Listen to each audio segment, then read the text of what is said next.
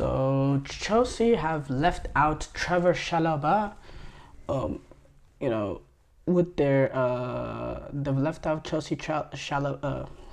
they've left out Trevor Chalobah out of their preseason squad. Enzo Maresca came out with his preseason squad. Obviously, there's going to be a few players to join in. The players that played at Copa America and European Championship, they're going to join in the squad as the summer goes on, as the tour goes on. But Chalobah, this is a player that wasn't involved in any of the international tournaments this summer, so he's been left off, and he's been left off by, if you look at defenders, you have Chilwell, Gusto, James, but then you have Badiashile, Achepmonk,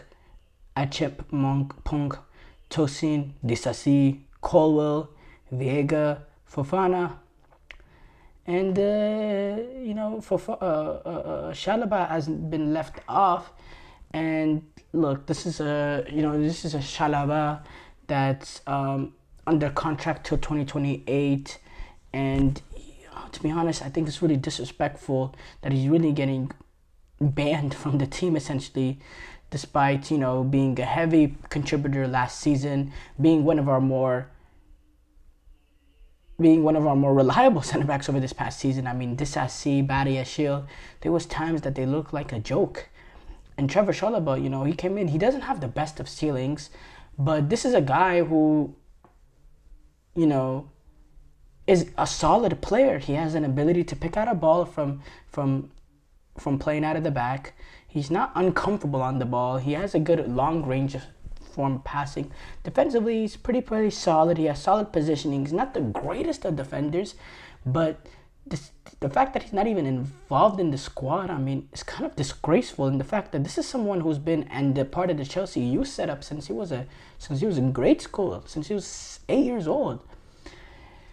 And I think we find ourselves in a point that Chalobah is really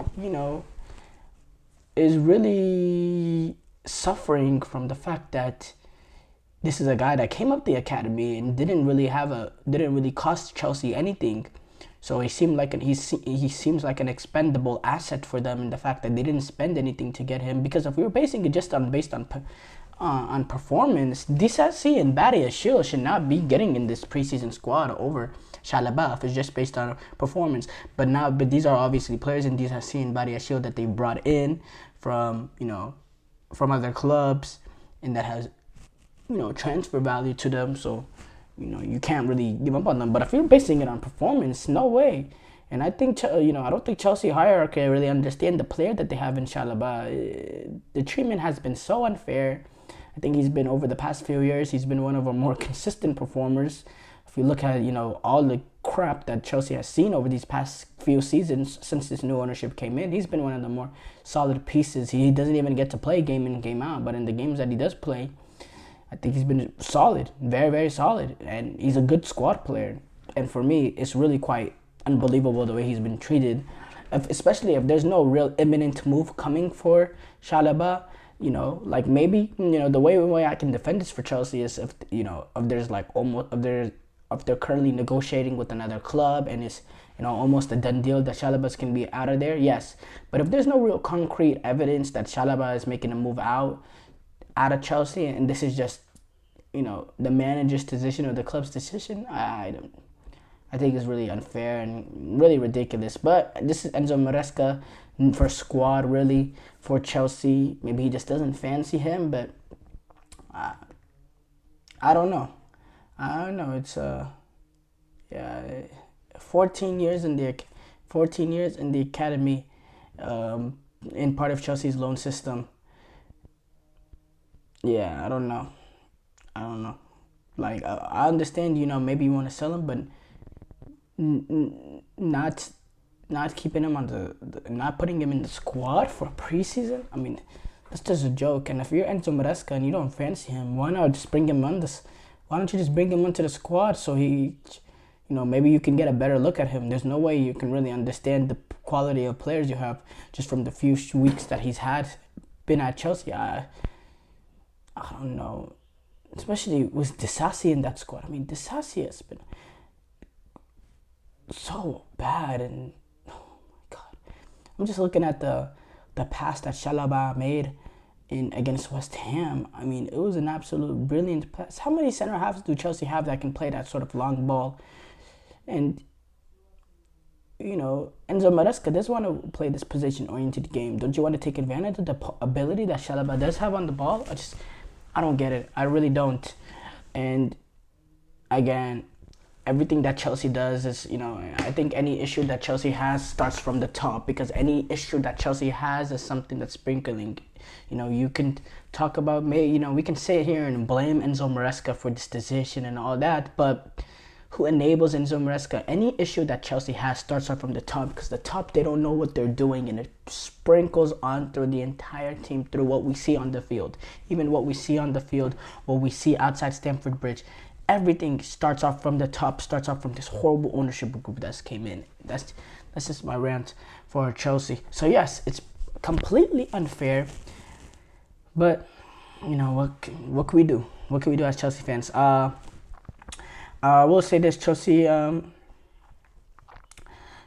find themselves in a tricky position this season. Enzo Maresca, he's gonna have to come in and get Chelsea playing a good style of play, an attractive style of play, but also a winning style, because Chelsea has had a lot of years of being unsuccessful, and I don't think they can afford another season of not being in top 4 with the ridiculous amount of money that they have spent over the past few seasons. This is a team now. There's going to be more cohesion into this team. The fact that there's not much new players coming in, which I think could be a positive for Chelsea, because new players coming in every single year, I just think it's just too much. I think now this team can build some sort of chemistry and some cohesiveness. Dewsbury Hall came in.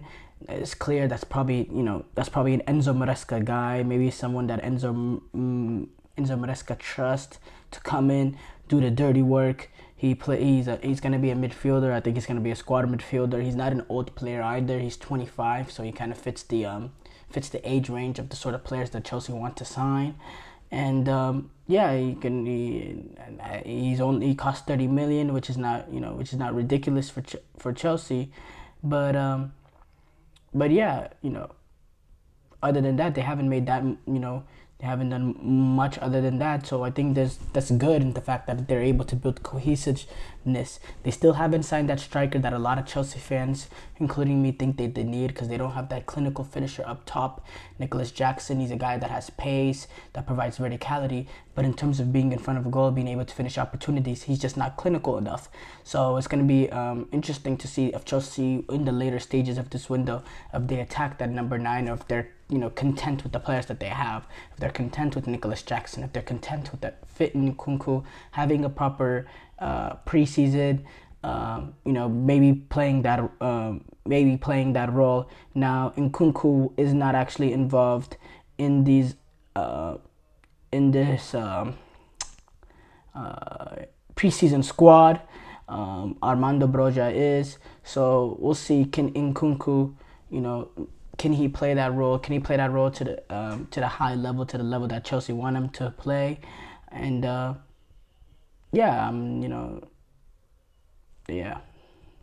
knows?